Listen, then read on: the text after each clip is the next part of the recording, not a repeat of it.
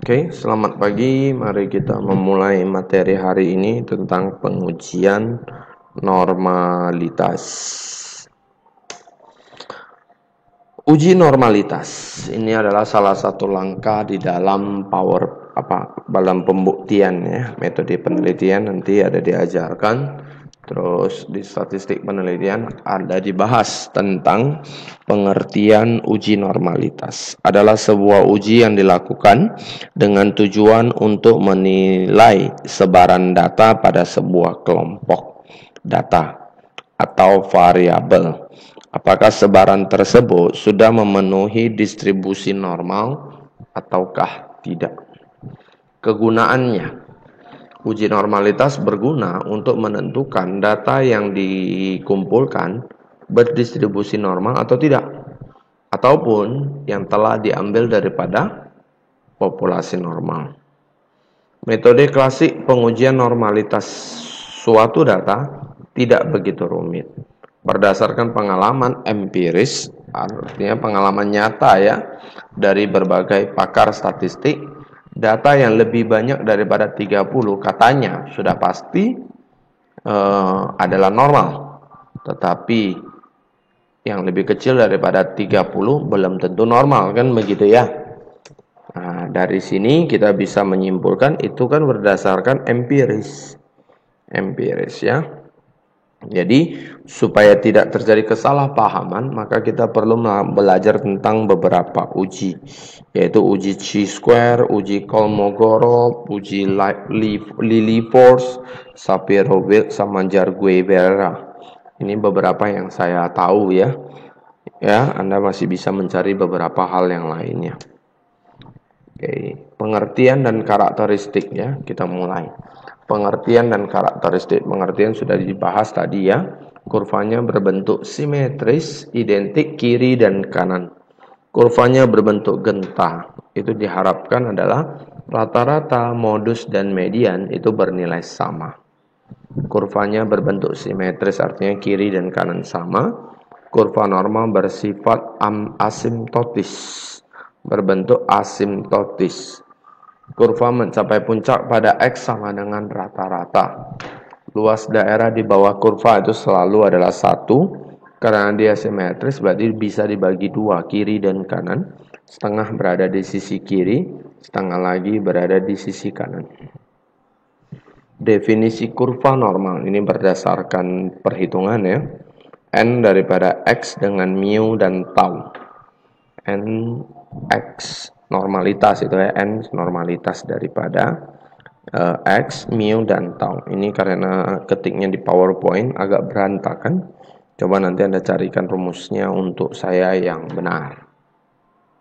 Jenis-jenis distribusi normal. Ada distribusi normal ini ada 3 bentuk ya. Ada yang mesokurtik, platikurtik, sama leptokurtik. Mesokurtik itu yang paling mantap karena dia berada di tengah. Tidak terlalu tinggi, tidak terlalu rendah. Platikurtik dia lebih rendah. Secara secara frekuensi yang bagian tengah itu tidak terlalu tinggi, platikurtik. Leptokurtik kebalikannya, yang berada di tengah nilainya makin besar. Contoh ini beberapa gambar distribusi normal. Ini Anda bisa lihat rata-ratanya adalah 150, 300, dan 450. Tapi gambarnya mirip ya. Nah, gambarnya mirip. Itu karena memiliki sebaran yang sama. Ini memiliki rata-rata dan sebaran yang berbeda. Dua-duanya berbeda. Oke. Sampai saat ini kita telah memiliki yang namanya tabel distribusi normal. Tabel distribusi normal ini kamu harus bisa merubahnya menjadi Z dulu, baru bisa kita menggunakan tabel tersebut. Ya. Oke, jadi kita harus membuatnya menjadi Z.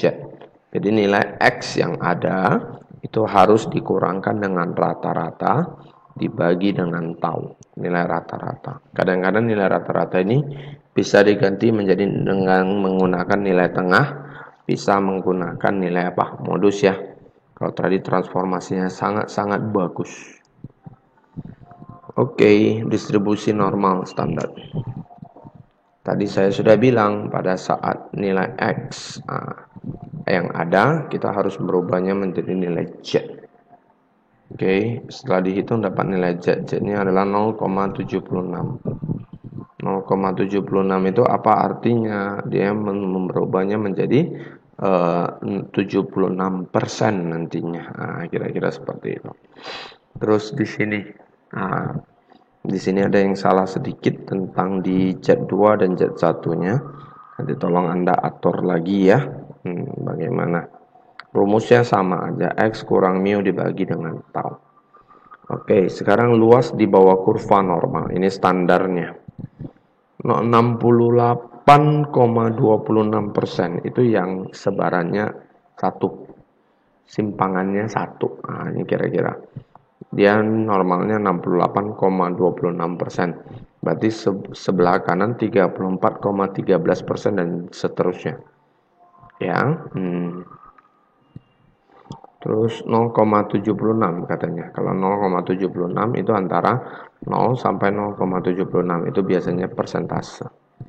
Terus dapat dicari tabel luas di bawah kurva normal, nilainya dihasilkan. Kalau 0,76 itu nanti 0,2764 itu artinya 27,64%.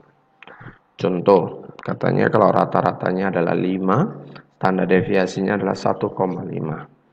Apabila buah durian mempunyai berat 8,5 dan 2,5, dihitung dapatlah minus 1,67 berada sampai 2,33.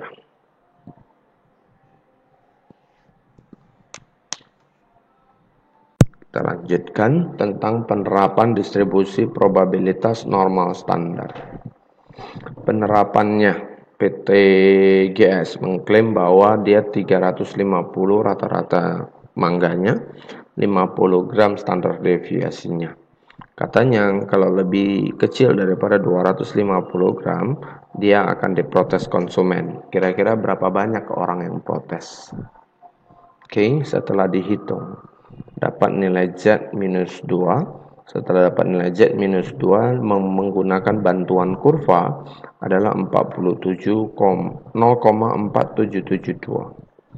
Dari 0,5 turun ke 0,4772 menyisakan 0,0228. Itu artinya apa? 2,28% itu akan protes, konsumennya akan protes. Ya. Berikutnya ini 0,4772 dihitung. Maka 95,44%, maka bola lampu itu akan aman.